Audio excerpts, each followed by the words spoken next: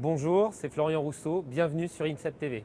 La piste, discipline spectaculaire et athlétique dans laquelle les Français brillent et ils viennent de le prouver une fois encore sur le vélodrome de Saint-Quentin. Alors, si vous aimez la vitesse, le risque, l'engagement, la pente, je vous propose de découvrir le Pôle France ici à l'INSEP en compagnie d'un guide hors pair, triple champion olympique, Florian Rousseau.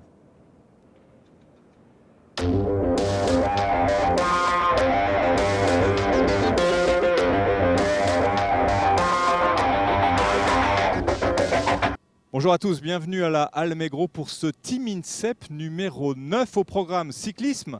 La piste à l'honneur, basket le 3-3 et la visite de Frankie, sans oublier des nouvelles de vos champions préférés, Jason Lamy-Chapuis et Kedou Djelkir. Premier invité du jour, le guide Florian Rousseau et le cadre Herman Terrain. Bonjour messieurs. Bonjour. Bonjour. Alors la question traditionnelle, savez-vous depuis quand la piste est au programme des JO ? Oui, 1896. Voilà, Pas mieux. Florian le sait. La réponse en tableau, donc 1896, depuis le début à Athènes. Déjà 5 épreuves pour les messieurs à ce moment-là. Et pour les dames, il aurait fallu attendre quand même 92 ans. 1988 à Séoul, avec uniquement, pour le coup, la vitesse individuelle. On aura l'occasion de reparler du programme et des bilans olympiques un petit peu plus tard. Florian, tu as connu cet endroit comme coureur, comme cadre. Tu es maintenant directeur adjoint de la MOP, de la Mission olympique et paralympique. Alors, être ici au centre de cette piste, est-ce que c'est la routine ou est-ce que ça a toujours un parfum particulier ? Non, c'est pas la routine, c'est toujours avec plaisir de revenir ici, au centre du vélodrome. Le cyclisme sur piste coule dans mes veines, c'est mon ADN. Non, c'est toujours un plaisir, même quand je passe au-dessus, de regarder les athlètes rouler, les cyclistes rouler, et puis de croiser Herman et de pouvoir discuter avec lui. Ouais. Alors Herman, conseiller technique national en charge du pôle France jeune, parce que c'est ça le changement, pôle jeune, parce que désormais uniquement les jeunes se préparent ici. Voilà, depuis l'arrivée de Saint-Quentin en Yvelines le 1er janvier 2014, ce pôle ici, ce pôle France INSEP, continue et plus particulièrement avec les jeunes. Donc actuellement, on a des jeunes qui vont de 15 à 20 ans et ça ira même dans l'avenir de 15 à 22 ans, jusqu'à la catégorie espoir. Et actuellement, combien de coureurs, filles, garçons ? Actuellement, 6 coureurs, donc 3 filles, 3 garçons. C'est bien, on est dans la parité. On est déjà dans la parité, voilà. Et tous poursuivent un double projet, Voilà. sportif et Tous, formation. voilà, c'est une des obligations ici d'avoir le double projet. Donc on a différentes cursus scolaires où on a des personnes qui sont directement ici à l'INSEP qui sont en terminale S ou en première S, et aussi d'autres personnes qui sont à l'extérieur, en fac ou encore en école de kiné. Alors on a parlé de l'arrivée du vélodrome de Saint-Quentin, qui a bouleversé un petit peu l'organisation des pôles, parce que parfois, messieurs, la taille, ça compte, 166 contre 250. Explication, qui se lance ? L'expert. Alors voilà, on a surtout eu une révolution au niveau des braquets ces derniers temps, où on met des braquets beaucoup plus importants. Et c'est vrai qu'une piste de 666 mètres pose Comme des- ici, hein. comme ici à Ça l'INSEP. fait 166. Voilà, ça peut poser des problèmes justement quand on veut mettre des braquets qui sont proches de ceux utilisés en compétition. C'est vrai que sur les pistes de 250, qui sont des pistes de format olympique ou qu'on retrouve plus particulièrement sur les compétitions internationales, ça permet justement de pouvoir utiliser les mêmes braquets à l'entraînement et aussi en compétition. Parce que vous le comprenez, vous découvrez un vélo ici. Alors, on va travailler sur le poids, hein. On va chercher des matériaux à la fois résistants mais très légers, comme le carbone, mais pas uniquement. Vous m'arrêtez si je me trompe. Pas de frein, un pignon fixe. Donc, on parlait de braquet à l'instant. Effectivement, plus le braquet est important, plus on peut développer, mais plus il faut de la place pour s'exprimer. Alors, pour autant, une fois qu'on a dit tout ça, ça ne t'a pas empêché, Florian, d'être champion olympique, même en se préparant sur une piste de 166. Est-ce que ça a beaucoup évolué ? Est-ce que les braquets ont beaucoup évolué ? Oui, ça a considérablement évolué. Les braquets utilisés il y a 15 ans quand je courais n'ont plus rien à voir avec ceux utilisés aujourd'hui. Et moi, j'ai arrêté d'entraîner depuis 2 ans. Et même en l'espace de 2 ans, les braquets ont beaucoup évolué et ils développent de plus en plus. En fait. Les coureurs ont Qu'est-ce de qui plus fait en que plus ça de force. évolue comme ça ? l'entraînement, le matériel, la conception des pistes aussi, qui fait que c'est plus rapide. Et l'être humain s'adapte à tout ça et les performances s'améliorent toujours. Alors un vélo classique de compétition, il pèse combien? Là, on est à peu près sur. Bon, il n'y a pas les roues de compétition dessus, mais on est à environ 7 kg. Voilà, sachant que la limite, on a un poids minimal à respecter qui est de 6,8 kg. Et là, on est à peu près sur des vélos qui sont aux alentours de 7 kg. Florian, on en parlait tout à l'heure, le poids minimum, c'est pour respecter des normes de solidité pour ne pas faire prendre trop de risques aux coureurs, hein. Absolument, quand on retire de la matière, donc il y a un risque de fragilité sur le cadre. Et les sprinteurs, notamment, sur piste, développent énormément de puissance, de force, et il y aurait des risques de casse, effectivement. Ouais. Alors on parlait du format olympique. Quand on regarde le vélodrome de Saint-Quentin, c'est une piste assez unique. Alors 250 mètres, ça c'est pas unique. 8 mètres de large, j'ai noté, 23 mètres de rayon constant. Ça a quand même coûté pas loin, tout compris, de 100 millions d'euros. Dessiné par le même architecte que celui qui avait dessiné la piste, le vélodrome olympique de Pékin, c'est-à-dire Ralph Schurman. Hein, bel outil. On attendait depuis de nombreuses années, avec tous les champions qui sont passés, on attendait cette fameuse piste couverte. Donc maintenant, elle est là. C'est un outil extraordinaire, ça permet de travailler dans des conditions exceptionnelles. C'est vrai que 8 mètres, ça permet aussi justement pour les épreuves de vitesse, parce que là on est plutôt sur tout ce qui est sprinter, d'aller très vite, quoi, et notamment sur les temps de qualification. Et on l'a vu notamment au championnat du monde avec des temps au niveau de la mer qui sont très très bas, quoi. Oui, au niveau de la mer, au niveau voilà. de la mer, pas en altitude. Pas en altitude, voilà, comme d'autres records du monde ont pu absolument. Être faits. Florian, tu as eu la possibilité de rouler un petit peu à Saint-Quentin ou pas?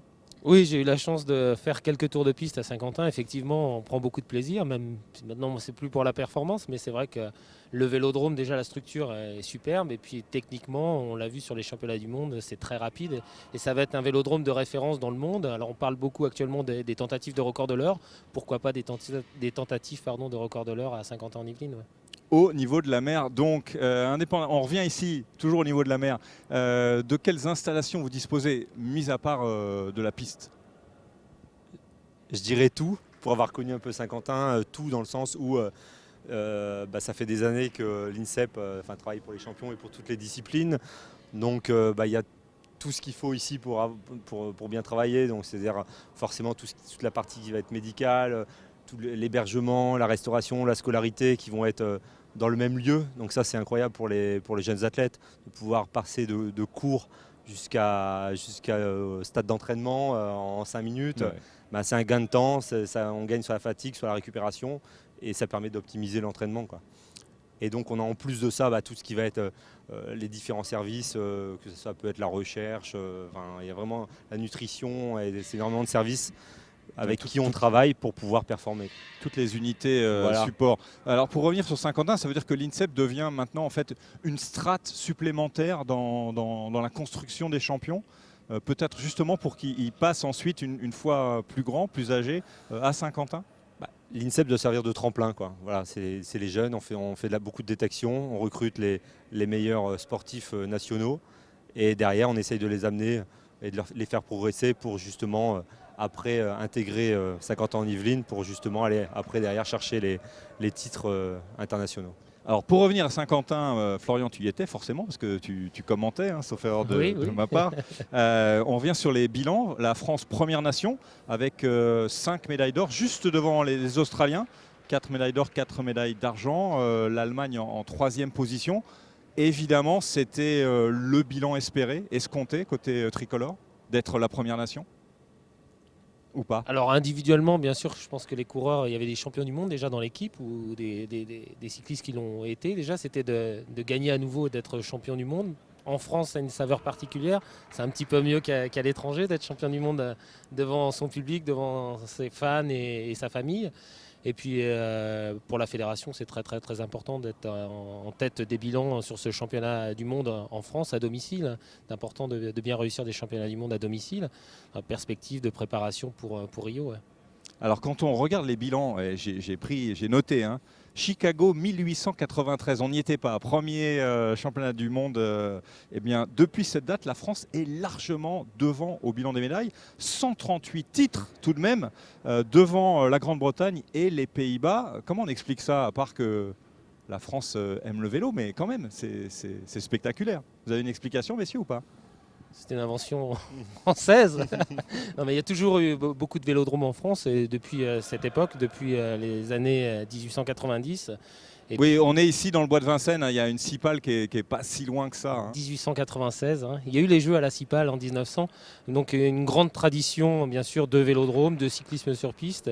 Et puis avec des champions qui ont été entraîneurs et un vrai savoir-faire, en tout cas français, sur la formation pour les champions. Anecdote 1903, premier Tour de France. 1903, c'est aussi l'invention d'une moto Harley-Davidson. Pourquoi je vous parle de ça? Parce que c'est la même année et qu'ensuite ça ressemblait beaucoup à des vélos. Et qu'enfin, les premières compétitions de Harley étaient sur des vélodromes qui ressemblaient étrangement à celui où on se trouve actuellement. Quels sont, Herman, les grands rendez-vous pour le pôle qui arrive maintenant, j'imagine, championnat d'Europe, championnat du monde jeune? Voilà. Chez les jeunes, on est pour la catégorie junior et espoir, on est sur des championnats d'Europe qui auront lieu au mois de juillet. Et des championnats du monde pour les juniors exclusivement au mois d'août. Objectif? Objectif, comme ça s'est fait depuis plusieurs années, on a quand même chez les jeunes beaucoup de résultats. Alors aussi par rapport à l'organisation du sport cycliste et notamment de la piste avec des pôles comme l'INSEP. Donc on espère bien évidemment aller chercher des titres de champion du monde puisqu'on avait déjà des jeunes coureurs l'année dernière qui ont été chercher des places de vice-champion du monde notamment. Donc cette année on espère aller chercher les titres. Pour cette génération, et compte tenu de la concurrence, les JO de Rio c'est trop tôt. Hein. Presque. Oui, on est déjà dans un format qualificatif et on est surtout sur des très très jeunes coureurs. Donc même si toutes les places ne sont pas figées, il y a quand même un groupe d'un niveau exceptionnel et ils l'ont prouvé à 50 ans en Yvelines. Voilà, je pense que ce qui est logique, le pôle olympique accueille les athlètes qui iront faire les Jeux olympiques. Merci Herman de nous avoir accompagnés. Dans quelques instants, rencontre avec justement un jeune du pôle, Thomas Copponi. Le temps pour nous de faire le point sur le décompte des JO. Florian, je sais que tu forcément y es très attentif. Nous sommes à Rio J-505, c'est-à-dire un peu moins d'un an et 5 mois. Comme promis, nous voici en compagnie d'un jeune coureur, Thomas Copponi. Bonjour Thomas. Bonjour. Alors 20 ans depuis peu? Depuis peu, depuis le 17 février, oui. Champion de France junior 2013, vitesse individuelle. 3e au championnat d'Europe junior, kilomètre contre la montre. Le vélo, apparemment, t'es tombé dedans quand tu étais tout petit, que ce soit VTT, route, piste. C'est ça, je suis tombé dedans, j'avais 8 ans. J'ai commencé par le VTT, ensuite j'ai fait un peu de tout, du trial, de la descente. Puis après, petit à petit, je me suis orienté un peu plus sur la route. Et puis, comme tout gros gabarit sur la route, on m'a dit il faut que tu essayes la piste. Donc j'ai essayé la piste et puis ça m'a plu. Et puis bon, comme tout sportif qui réussit à gagner des compétitions, on y prend goût. Et puis après, on essaie de se perfectionner et d'aller toujours plus loin. Et c'est une histoire de famille, parce que ta petite sœur aussi, Clara, roule. C'est ça, oui, c'est une histoire de famille entre le papa, la maman et les deux petites sœurs. La toute petite a arrêté, elle s'est mise à la musique, mais la plus grande, celle qui a 16 ans, Clara, elle en fait et puis elle marche plutôt pas mal, oui. Ouais, Florian, tu parlais de ça, hein, d'ADN, hein, comme quoi c'est... Voilà. Mais oui, quand c'est inscrit dans la famille, voilà, on vivre pour ce sport. Et puis c'est une famille de cyclistes avec Thomas et puis sa sœur aussi qui a de très très beaux résultats. Alors question quand même, indépendamment du gabarit, qu'est-ce qui t'a attiré finalement vers la piste? Parce que tu as quasiment tout essayé. Hein. J'ai tout essayé. En fait, peut-être que c'est ça. L'envie d'essayer autre chose, et puis c'est quand même un sport qui est assez impressionnant vu de l'extérieur quand on le connaît pas. Puis une fois qu'on essaye, on découvre des sensations qu'on peut pas retrouver ailleurs sur la route ou même en VTT. Donc c'est ces sensations-là qui m'ont agrippé et puis qui ont fait que je reste que je continue à faire de la piste. Est-ce que plus jeune, tu avais un modèle, une idole? Oui. C'était Julien Absalon et Miguel Martinez, deux vététistes que j'admirais beaucoup, que j'admire toujours autant. Et puis, À propos de modèle, je ne sais pas si vous l'apercevez là, on s'est servi de François Pervis comme modèle pour la carte Grand INSEP. Florian, tu connais ça, la carte Grand INSEP, c'est nouveau, ça vient d'être lancé. C'est pour permettre aux athlètes, toutes disciplines confondues, qui sont identifiés comme potentiellement intéressants pour les JO, de profiter des installations à la fois à l'INSEP, mais dans tous les établissements, dans l'Hexagone et Outre-mer associés en fait. Hein, c'est ça. Oui, l'objectif pour ces sportifs identifiés comme potentiels médaillables pour Rio, c'est de leur offrir un accès privilégié à l'INSEP ou au Grand INSEP. L'idée derrière ça, c'est qu'ils puissent s'entraîner. Si un nageur vient de Marseille et veut s'entraîner à l'INSEP parce qu'il doit faire des photos, voilà, on veut qu'il s'entraîne et qu'il ne soit pas gêné dans sa préparation au JO. Voilà l'objectif de ce pass. Et rassurez-vous, mesdames, messieurs, on l'a déjà dit, mais la carte ne fait pas cette taille-là. On peut la mettre dans son portefeuille. Depuis combien de temps tu es à l'INSEP, toi, Thomas ? J'attaque ma 3e année, donc je suis rentré en 2012-2013. Donc voilà, je suis dans. Donc tu es rentré et il y avait encore les grands qui étaient là. Voilà, ouais, c'est vrai qu'ils étaient encore là. De s'entraîner sans eux aujourd'hui, c'est spécial. Ça, quand on a connu l'entraînement avec eux, d'avoir des champions avec nous pour nous tirer vers le haut, pour prendre exemple, pour avoir des modèles, quoi, c'est, je pense, la meilleure des solutions pour s'améliorer. Heureusement, Saint-Quentin, c'est pas trop loin. Non, c'est pas loin du tout. Et puis, on y va de temps en temps pour rouler avec eux, pour faire des tests sur une très belle piste. Et puis voilà. Et quand tu es ici, à quoi ressemble ta journée ? Journée moyenne de Thomas Copponi à l'INSEP. Une journée de Thomas Copponi à l'INSEP, ça se résume à un lever à 7h50 pour être au petit-déj à 8h. C'est précis, hein, 7h50. Pour être au petit-déj à 8h. Ensuite, le petit-déj dure environ 20-30 minutes. Ensuite, j'enchaîne sur des cours. Je travaille au minimum une petite heure. Ensuite, j'ai l'entraînement qui débute à 10h50 pour l'entraînement du matin. Ça se termine aux alentours de 12h30, 13h au plus tard. Je mange, j'en profite pour me reposer un petit peu. Et puis entraînement de 16h40 jusqu'à 18h30. Donc tu vas t'entraîner tout à l'heure. Je m'entraîne juste dans Florian, est-ce que ça ressemblait déjà à ça, toi, quand tu étais coureur à l'INSEP, ou c'était très différent ? Oui, ça ressemblait à ça. Les journées sont bien occupées, bien rythmées entre bien sûr la formation, les cours, l'entraînement. Une année à l'INSEP passe très très vite quand on vient d'intégrer. Il peut en témoigner. Ils n'ont pas le temps de s'ennuyer. Et puis le sport prend beaucoup de place, mais sans oublier bien sûr la formation, les cours. Ouais. Thomas, si je te demande un point fort et un point faible, ou ton point fort et ton point faible aujourd'hui ? Au niveau sportif, moi ou oui. Mon point non, fort, toi. Mon point fort, je pense l'assiduité et puis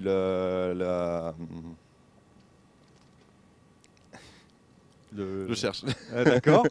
L'assiduité, c'est déjà quelque chose. Facile, le travail. Non, je sais que c'est des questions un peu compliquées. La motivation et l'assiduité, je dirais. Et un point à travailler ? Un point à travailler. Il y en a beaucoup au niveau sportif. C'est compliqué comme question. C'est bien, il est modeste. La concurrence est rude hein, quand on est pistard en France. Oui. Quels sont tes objectifs à court et moyen terme ? Alors, mes objectifs de l'année, ce sera les championnats d'Europe fin juillet, en catégorie espoir. C'est les plus gros objectifs de l'année, et puis ça reste pour le moment les seuls. Rio 2016, tu te vois où ? C'est compliqué. Non, je me verrais bien. Tu as le droit d'être ambitieux, hein, c'est pas. Je me verrais bien dans le box France. Mais bon, si je serais devant la télé pour soutenir tous nos camarades qui vont partir. Alors, il y a maintenant, messieurs, 5 épreuves au programme olympique, pour les filles comme pour les garçons. Là aussi, c'est désormais équitable. J'ai noté Kirin, Omnium, poursuite par équipe. vitesse par équipe et vitesse individuelle. Florian, 3 titres olympiques pour toi. Tu as commencé en 96 avec le kilomètre à Atlanta. Tu as enchaîné keiring et vitesse par équipe en 2000. D'ailleurs, c'est toi qui as inauguré de la meilleure façon possible le keiring à Sydney. Est-ce que le programme aujourd'hui te semble assez équilibré, assez représentatif de la piste? Alors il y a 3 épreuves pour le sprint, hein, la vitesse par équipe et le keirin. Et 2 épreuves pour l'endurance. Peut-être qu'il manque une épreuve pour l'endurance et 6 épreuves disputées pour les Jeux, ça serait génial. Voilà, Florian, lui, il en veut un petit peu plus. Est-ce que tu as une épreuve favorite dans les 5 cités, dans les 5 olympiques? Les 5 olympiques, l'épreuve favorite, ça serait le keirin. Une épreuve qui fait rêver, hein, qui est... ouais. Ouais, d'accord. Tu pourras en parler avec Florian, il connaît bien. On parlait des épreuves olympiques. La seule quasiment qui est depuis le début du programme, c'est la vitesse individuelle. Hein. Sauf Stockholm, mais parce que Stockholm, il n'y a pas eu de piste du tout. On a fait tout sur la route. Est-ce que ça vous paraît logique parce que c'est peut-être l'épreuve la plus emblématique, qu'elle ait traversé les époques comme ça? Oui, et puis il y a la notion de vitesse, donc il faut se remettre aussi dans le contexte en 1900 de pouvoir atteindre des vitesses aussi élevées en vélo de 60 km/h pratiquement, parce que c'était des vitesses qui... Aujourd'hui, une pointe, c'est à combien? Boger ou Pervis, qui est recordman du monde, c'est en vitesse instantanée, c'est 77 km/h. Ça va très très très très vite. Et donc ce que représentait la vitesse à cette époque-là, les voitures n'allaient pas à 200 ou 250 km/h. Donc voilà. Et puis il y avait le côté matériel, innovation technologique pour se déplacer. Voilà, et la vitesse, ça parle à tout le monde. Là encore, le bilan est éloquent. Hein, quand on regarde sur les 24 éditions disputées, la France en tête avec 7 titres, devant l'Allemagne 5 et l'Italie 4. Premier titre, eh bien, pour un Français en 1896, c'était Paul Masson. Et puis les derniers, parce qu'il y en a 2, avec le même, Daniel Morellon, 68 Mexico et puis 4 ans plus tard à Munich. Ça fait 43 ans. Ça commence à dater un petit peu. Alors toi, tu as été 3 fois champion du monde, hein, sur cette discipline. Florian, qui sera le prochain champion olympique français en vitesse individuelle? Grégory Boger ou François Pervis ou un autre. À Rio, il y aura 2 engagés sur la vitesse individuelle, contrairement à Londres où il y avait un représentant français. Donc on aura 2 chances. Et bon, François Pervis qui a été champion du monde en 2014 de vitesse et Grégory Boger en 2015. Donc il y a de belles cartes à jouer en tout cas pour que ce soit un des 2 qui soit digne successeur de Daniel Morellon. Alors on dit Pervis ou Pervis? Parce que j'ai entendu les 2. Pervis. D'accord. Comme ça, c'est bien. Quelle qualité particulière la vitesse individuelle demande? Plus que... En tout cas, est-ce qu'il y a quelque chose de spécifique? Énormément d'explosivité, j'imagine. Oui, de l'explosivité, la puissance bien sûr, de la résistance, mais c'est un ensemble de choses. Là on parle de qualité physique, mais c'est surtout le mental aussi. Hein, c'est un tournoi, en opposition, on rencontre des adversaires, donc il se passe beaucoup de choses dans la tête du cycliste sur la ligne de départ, de faire les bons choix, de s'adapter à son adversaire. Donc il y a une dimension psychologique, stratégique et tactique très très importante dans cette discipline. Alors on va parler de vision et d'innovation maintenant. Tu es bien placé, Florian, pour nous en parler parce que tu commentais à la télévision. J'imagine que tu as regardé à la fois à Saint-Quentin et puis à la télé peut-être aussi les images. Avec cette première mondiale, une caméra embarquée. Alors regardez, j'ai de quoi vous montrer ça quand même. Alors forcément dans ces cas-là, ça prend toujours un peu plus de temps que ce qu'on espère.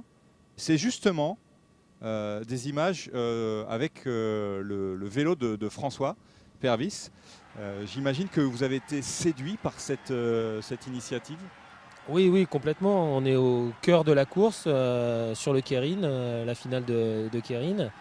Mais tous les athlètes ont adhéré, n'ont pas posé de questions quand ils se sont vus équipés de cette caméra. Ça représente 200 grammes, donc quand on recherche justement à gagner du poids sur un vélo, ça peut paraître beaucoup. Mais je crois qu'ils ont bien compris, les sportifs, que ça pouvait être une plus-value en tout cas pour promouvoir leur sport et donner d'autres images attrayantes en vue des JO aussi. Alors, ce qu'il faut expliquer, hein, c'est que c'est une initiative d'HBS, hein, le producteur, en partenariat évidemment avec l'UCI.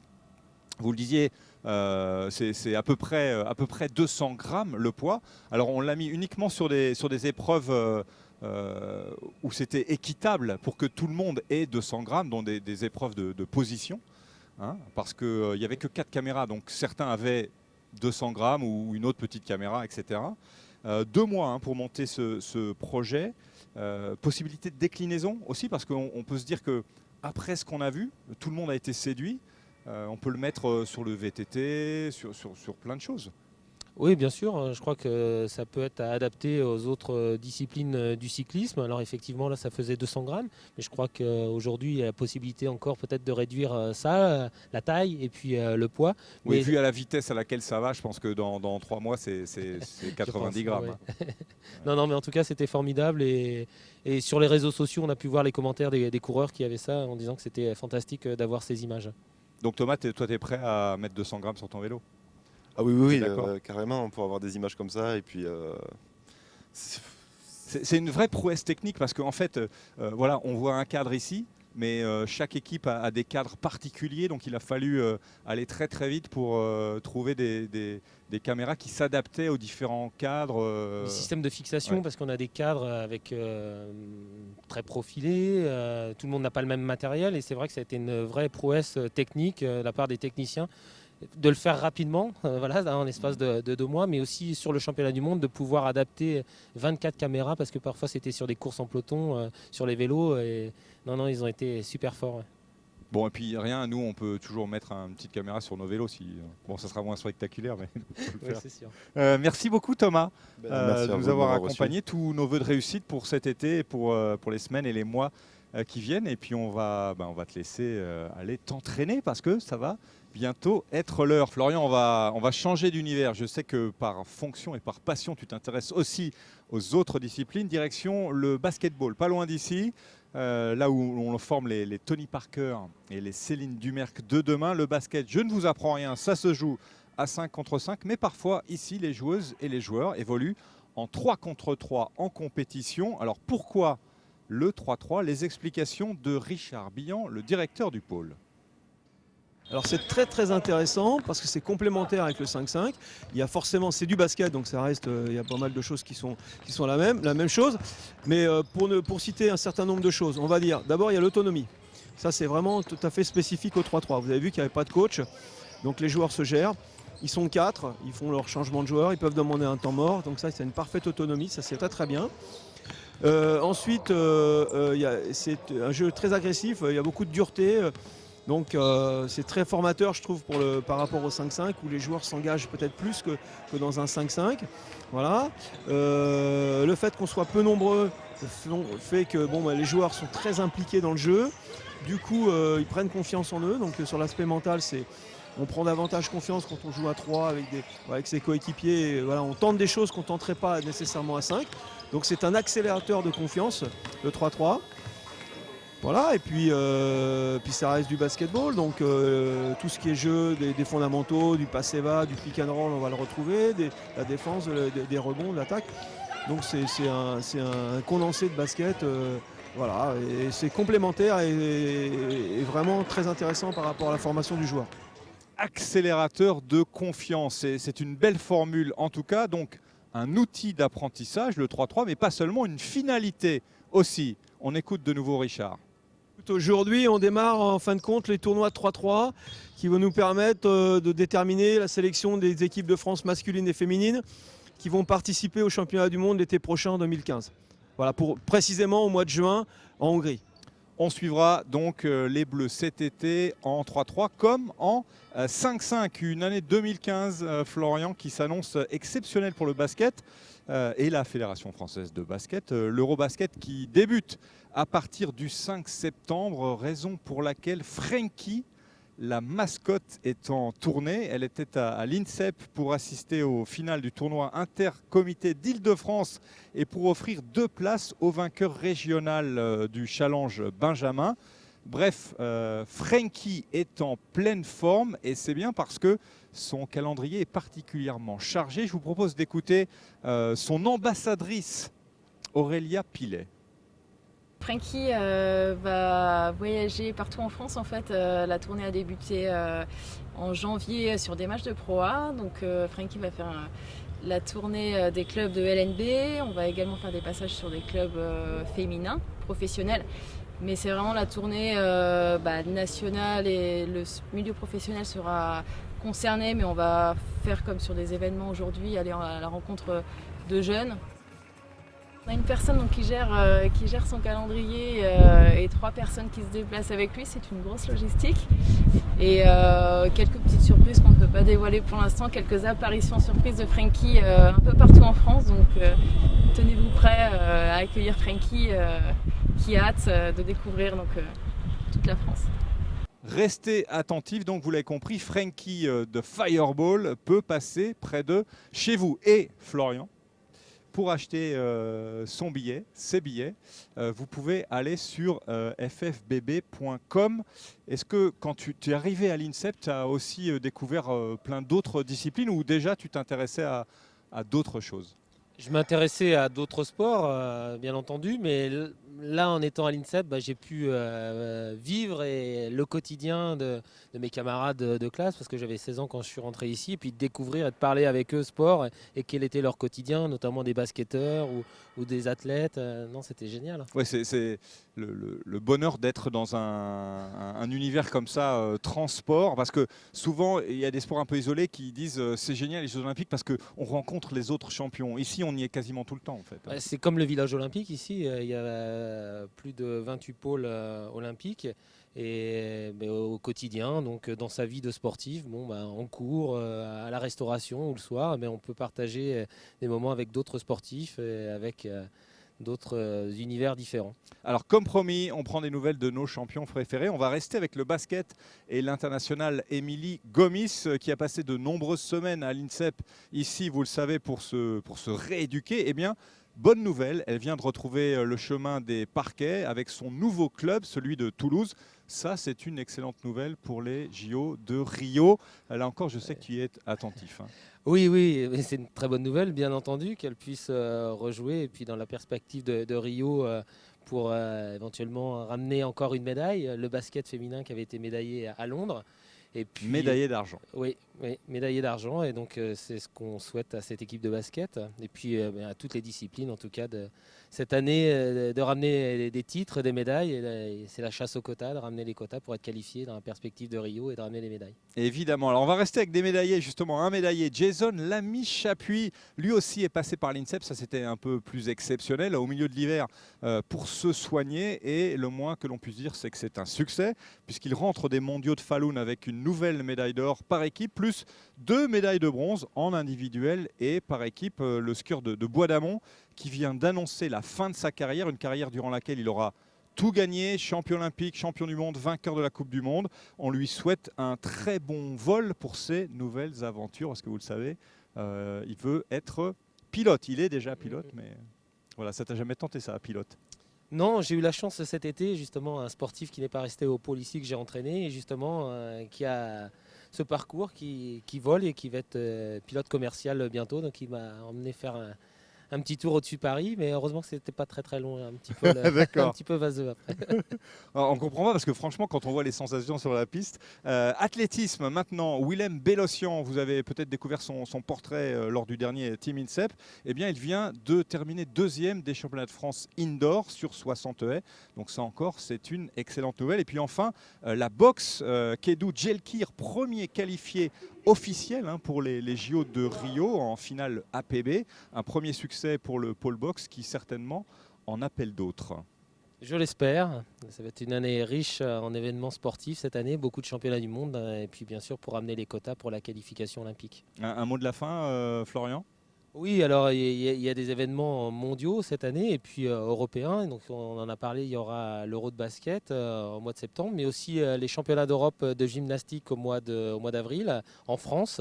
Voilà, on souhaite le meilleur résultat en tout cas à toutes les équipes de France pour se qualifier aux Jeux. Et puis on est très impatients, très excités en tout cas.